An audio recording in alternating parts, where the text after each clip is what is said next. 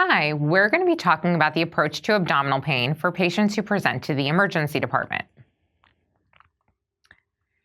So abdominal pain in the emergency department, it's actually the most common chief complaint in the United States. So this is the most common thing that you're going to be seeing coming through the doors of the ED. It represents approximately 25% of ED visits. And it's the percentage of non-injury abdominal pain visits is actually on the rise. So this is something that potentially can increase in numbers over the next few years rather than decrease. So we're going to be seeing lots of patients coming in with discomfort in their abdomen. Now again, we always want to make sure when we're thinking about presenting complaints and patients presenting to the emergency department that we always go back to the basics, and that is airway, breathing, and circulation. Now, you might be thinking that airway and breathing might not necessarily play a role here, but due to the fact that there's such a wide range of things that can cause abdominal pain, we actually always want to make sure that we're thinking in this stepwise fashion. Because if we start to not think in that stepwise fashion, that's when we get ourselves into trouble.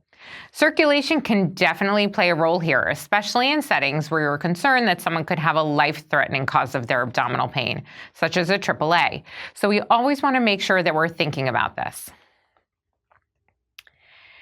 One of the biggest challenges when patients come to the emergency department for abdominal pain is that there's such a wide range of things that can be causing the abdominal pain.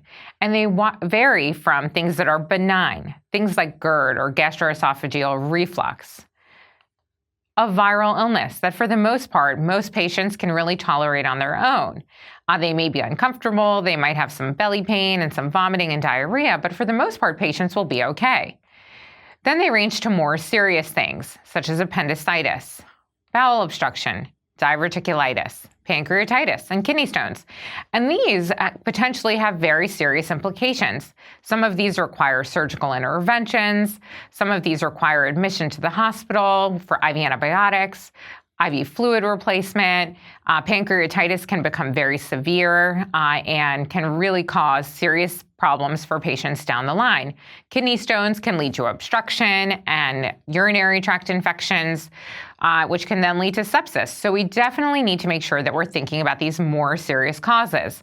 And then if that's not enough, we move on to the fact that abdominal pain can actually be related to life-threatening conditions.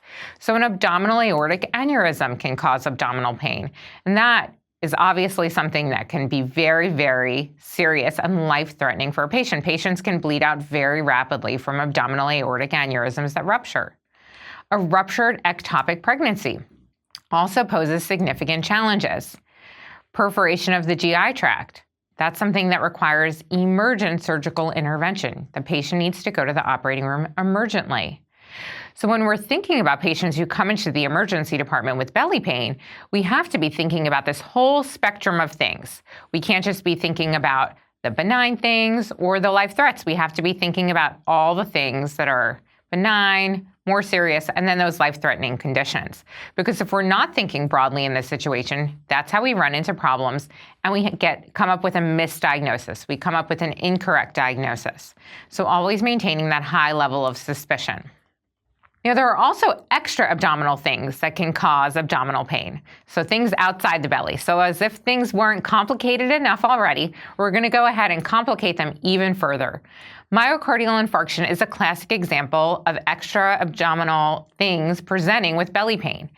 Classically, inferior wall MIs, so an inferior wall myocardial infarction, is the classic thing that we think about presenting with epigastric abdominal pain and nausea and vomiting. And I would say you could probably ask every emergency medicine physician if they've ever seen an inferior MI present with primarily abdominal pain symptoms. And I would say that we would all say yes. I can think of a handful of times that patients were presenting with epigastric belly pain, got an EKG, and it turned out to be an ST elevation MI in the inferior distribution. You always just have to keep it in the back of your mind that epigastric pain can potentially be an MI, especially in the appropriate patient population. And especially if your patient appears ill, if they're diaphoretic, if they're sweaty, if they're pale, those are the patients you want to get that EKG a little bit more rapidly. Ketoacidosis is another very serious and life-threatening condition that could potentially cause abdominal pain. So classically, diabetic ketoacidosis. So a diabetic patient that is having ketoacidosis, that is producing ketone bodies and their blood is acidotic. By a similar pathway, alcoholic ketoacidosis can cause abdominal pain as well. Diabetic patients who drink alcohol regularly, you want to be thinking about this and you want to be potentially working your patient up for it. Pneumonia, especially in pediatrics, so especially for those younger kids, can present just with abdominal pain. So be thinking about pneumonia. Herpes zoster or shingles can actually present with pain in lots of different areas. So sometimes it's like a red herring in chest pain presentations. Sometimes it's a red herring in abdominal pain presentations as well. This is a time where you want to make sure you ask a patient, have you seen a rash on your body? And also where you want to sometimes inspect the abdomen.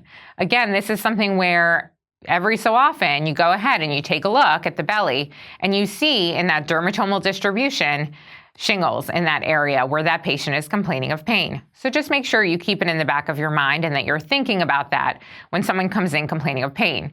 Now, the classic pain with herpes zoster is kind of like people describe it as an itchy, burning sort of a discomfort. So even more so when they describe their pain in that way. Other things, glaucoma. I know that seems like a total outlier, but someone having elevated intraocular pressure can cause abdominal pain. This is why it's really important to talk with our patients, find out if they're having pain in their eye. Malignancies, potentially. Henoch-Schonlein Purpura, more common in pediatrics, but can be seen in adult patients. The classic association with that is that patients will have a purpuric rash, most commonly on the lower extremities. And then testicular and ovarian torsion. We'll be talking about those concepts in another lecture, but it's important to always ask about any pain in the testicles, especially for those adolescent male patients.